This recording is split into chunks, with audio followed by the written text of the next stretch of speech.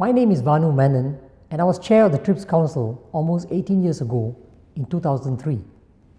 Let me begin by thanking the WTO Secretariat, in particular the TRIPS Division, for reaching out to me and other former TRIPS Council chairs for our messages on the occasion of the 25th anniversary of the WTO. It brought back fond memories of my time in Geneva. It's also nice to talk about something more positive, other than the ongoing challenges and problems caused by the COVID pandemic. During my term as chair of the TRIPS Council, I had the responsibility of finding a solution to one of the most contentious issues on the WTO's agenda at the time: developing a legal mechanism that would enable countries that did not have sufficient manufacturing capacity to produce life-saving pharmaceuticals without being in violation of the TRIPS agreement, what was then known as the issue of TRIPS and public health. In fact, we had come very close to resolving the issue in December 2002 under the chairmanship of my predecessor, Ambassador Eduardo Perez Mota of Mexico, but the deal fell through at the very last minute because of a lack of agreement on the scope of diseases to be covered by any decision or legal mechanism. So the responsibility for resolving the issue fell on me when I took over as TRIPS Council Chair in February 2003. But I had to wait for close to 6 months before I received some indication from the US, which had the biggest concerns that they were prepared to move on the issue. I recall then US Trade Representative Robert Zelig telling me that the pharmaceutical industry, or Big Pharma as they often referred to, was united in wanting to resolve the issue before the WTO Ministerial Conference in Cancun in September 2003. The indications of Big Pharma were that they were no longer as concerned about the scope of the diseases to be covered by the decision as they were about any abuse for commercial gain. If this concern could be addressed, they were confident of settling the issue. However, it took us another 2 months to sort out the deal. Essentially, my proposal was to address the concerns expressed by Big Pharma in a chairman's statement, which would complement the earlier draft decision by providing clarity to some of the issues which were perceived to be ambiguous. Interestingly, a number of the key players in the WTO, developed and developing countries, agreed with this proposed approach.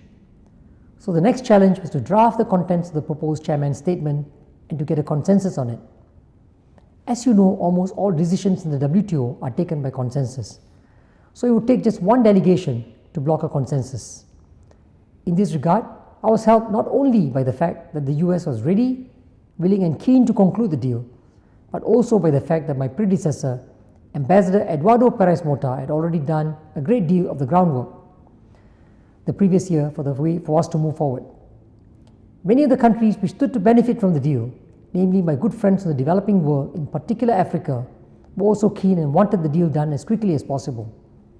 Even then, we ran into last-minute difficulties when a few delegations raised objections, which meant that we had to find other ways, or should I say, to incorporate additional language into the draft decision to help us overcome this impasse. We concluded and adopted the deal on 30th August 2003, a Saturday morning at about 9:50 a.m.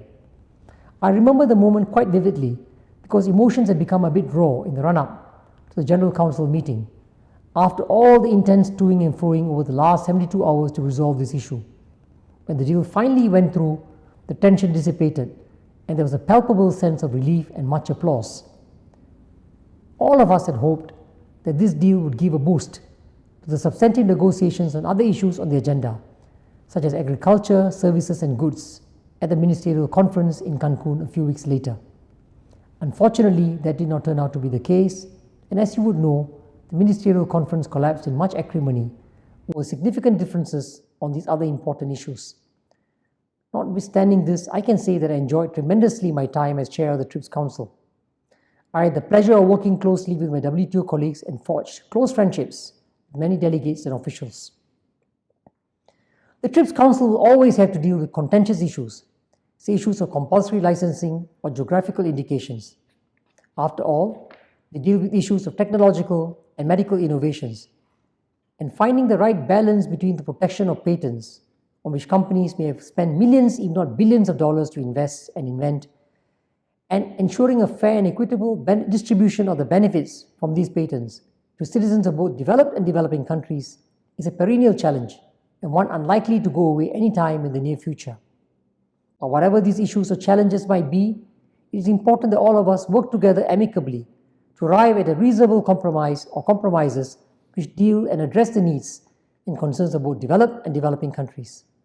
On that note, I wish all of you in the WTO and the TRIPS Council continued success. Thank you.